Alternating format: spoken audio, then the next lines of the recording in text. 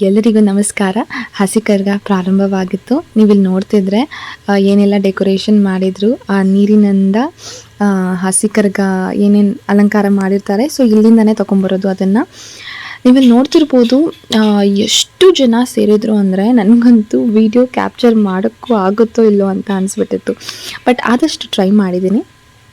ಮಾಲೂರಿನಲ್ಲಿ ಇರುವಂತಹ ಜನ ಏನಾದರೂ ಈ ವಿಡಿಯೋ ನೋಡ್ತಾ ಇದ್ರೆ ನಿಮಗೂ ಗೊತ್ತಿರುತ್ತೆ ಹೇಗೆ ಜನ ಸೇರಿದ್ರು ಅಂತ. ಮಾಲೂರಿನ ಕರಗ ಅಂದ್ರೆ ತುಂಬಾ ಸಂಭ್ರಮ ಅಲ್ವಾ. ಹಾಗೆ ಮಜ್ಜಿಗೆ, ಪಾನಕ, ಪ್ರಸಾದ ಕೊಡ್ತಿರ್ತಾರೆ, ಬೇಕಾದವರು ಸ್ವೀಕರಿಸ್ಬೋದು.